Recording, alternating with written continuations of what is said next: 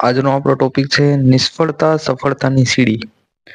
એમાં વાત કરીએ, નિષ્ફળતા તો મળતી જ રહેતી હોય। ઘણી વખત તમારા જીવનમાં પણ તમને નિષ્ફળતા મળી હશે, પણ એમાં પણ સફળતા કેટલી છુપાયેલી છે એના આધારે નિબંધ સ્પષ્ટ કરવાની રજૂઆત કરેલી છે। મેં જોઈએ કે પ્રકારનો નિબંધ છે। નિબંધ એ સફળતાની પ્રથમ સીડી છે। નિષ્ફળતા તો મળે, પણ નિષ્ફળતા એ સફળતાની પ્રથમ સીડી છે। આ ઉક્તિ છે જીવનના એક ગહન સત્ય વ્યક્ત કરે છે। જીવનમાં દરેક વ્યક્તિ સફળ થવાની ઈચ્છા ધરાવે છે, પરંતુ સફળતાનો માર્ગ હંમેશા સરળ હોતો નથી। તેની સામે ઘણા બધા પડકારો, ઘણી બધી મુશ્કેલીઓ અને ઘણી બધી નિષ્ફળતાઓ પણ આવે છે। પણ આ બધી નિષ્ફળતાઓને દૂર કરીને આપણે હિંમત હાર્યા વિના વ્યક્તિને છે એ શું કરવાનું છે, મહેનત કરતી રહેવાની છે। એ હાર્યા વિના છે એ શીખવાની ફરી પ્રયત્ન કરવાના છે। તે અંતે સફળતા પ્રાપ્ત કરે જ છે। નિષ્ફળતા એ કોઈ અંત નથી, પરંતુ નવી શરૂઆત છે। તે આપણને પોતાની ભૂલો ઓળખવી, ખામીઓ સુધારવી અને વધુ સારી તૈયારી કરવાની તક આપે છે। નિષ્ફળતા વ્યક્તિમાં ધીરજ, આત્મવિશ્વાસ, સંઘર્ષ કરવાની શક્તિ અને સકારાત્મક વિચારધારા વિકસાવે છે। તેથી નિષ્ફળતાનો ને શાપ નહીં, પરંતુ એક શ્રેષ્ઠ શિક્ષક તરીકે, એટલે કે જીવનમાં એક શ્રેષ્ઠ શિક્ષક તરીકે સ્વીકારવી જોઈએ। કારણ કે નિષ્ફળતા છે એ આપણને ઘણું બધું શીખવાડીને જાય છે। એટલા માટે આપણે શીખવે છે, એટલે શિક્ષક તરીકે પણ આપણે એને સ્વીકારી શકીએ કે આપણે શિક્ષા આપે છે કે આવું હવેથી ન થવું જોઈએ, કે આવી ભૂલ પછી રિપીટ ન થવી જોઈએ। ઇતિહાસમાં અનેક મહાન વ્યક્તિઓએ અનેક નિષ્ફળતાઓનો સામનો કર્યો જ છે। અને પછી તેને શું કરેલી છે, સફળતા મેળવેલી છે। જેમ કે ડોક્ટર એપીજે અબ્દુલ કલામ એ પોતાના જીવનમાં અનેક પડકારો સામનો કર્યો। ભારતના અગ્રણી વૈજ્ઞાનિક, રાષ્ટ્રપતિ તરીકે સ્થાન મેળવ્યું।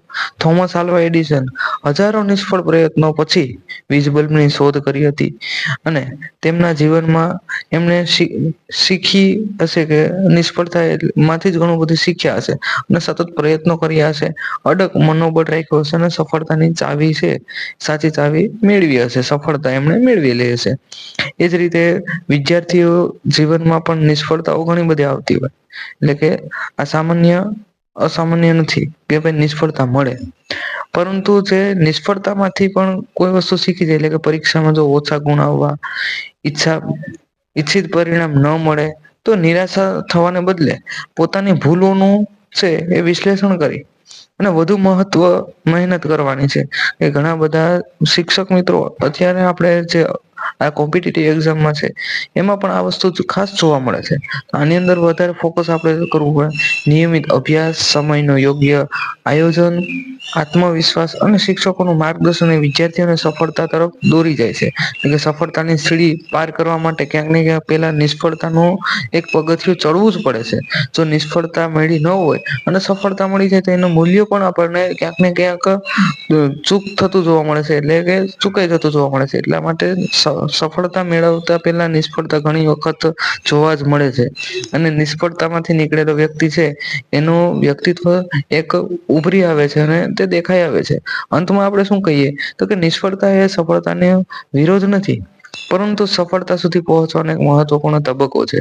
જે વ્યક્તિ છે એ દરેક નિષ્ફળતા માંથી શીખે છે અને ફરી હિંમત પૂર્વક પ્રયત્ન કરે છે, તે એક દિવસ ચોક્કસ સફળ બને છે। તેથી જીવનમાં ક્યારેય નિષ્ફળતામાંથી ડરવું ન જોઈએ, પરંતુ પ્રગતિની સીડીઓ છે એ બનાવી આગળ વધવું જોઈએ।